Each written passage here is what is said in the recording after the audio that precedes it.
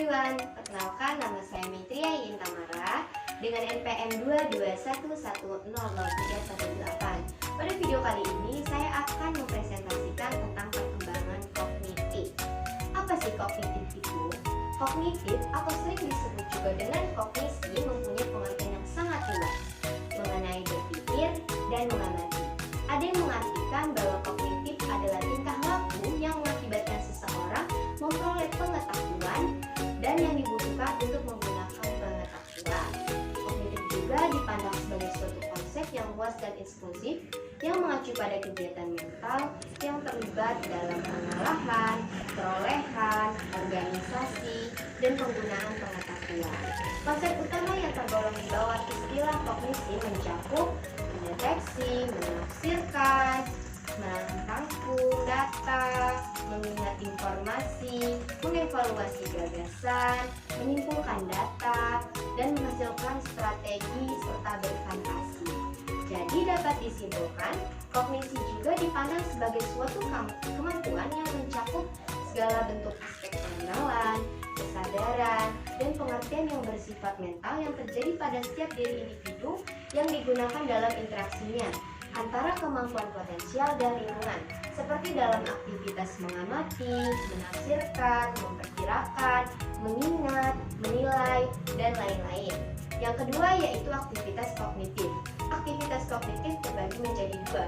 Yang pertama yaitu mengingat.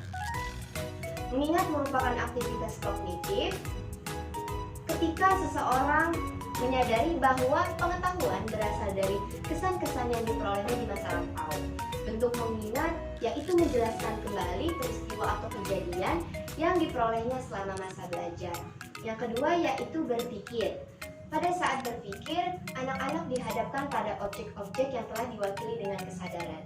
Jadi, tidak langsung dihadapkan dengan objek-objek secara fisik, seperti pada saat mereka sedang mengamati sesuatu, sedang melihat, mendengar, dan meraba. Yang ketiga yaitu struktur perkembangan kognitif. Struktur perkembangan kognitif berlangsung menurut urutan yang sama bagi setiap individunya.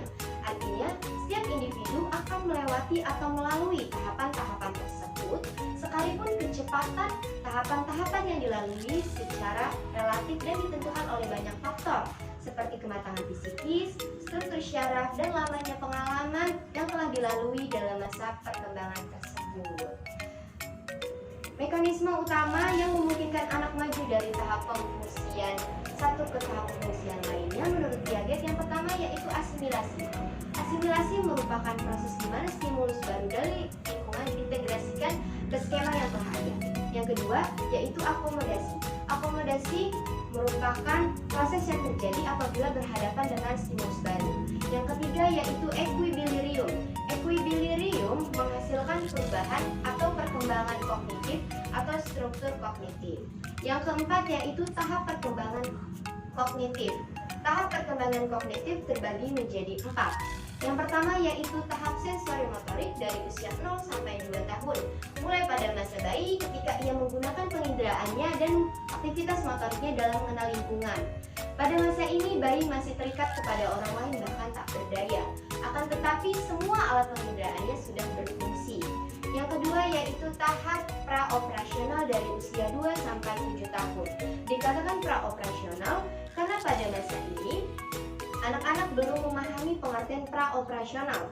Praoperasional yaitu interaksi suatu aktivitas mental ketika prosesnya dapat kembali ke titik awal pada masa berpikir secara logis. Yang ketiga yaitu tahap operasional konkret dari usia 7 sampai 11 tahun.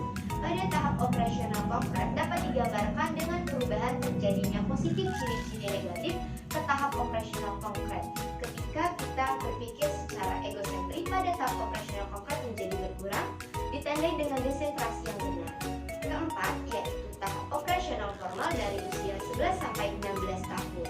Pada tahapan ini, anak-anak tidak lagi dibatasi dengan penglihatan dan pendengarannya ataupun dengan masalah yang dekat. Bahkan mereka sudah dapat membayangkan masalah dengan pikirannya dan pengembangan hipotesis secara logis.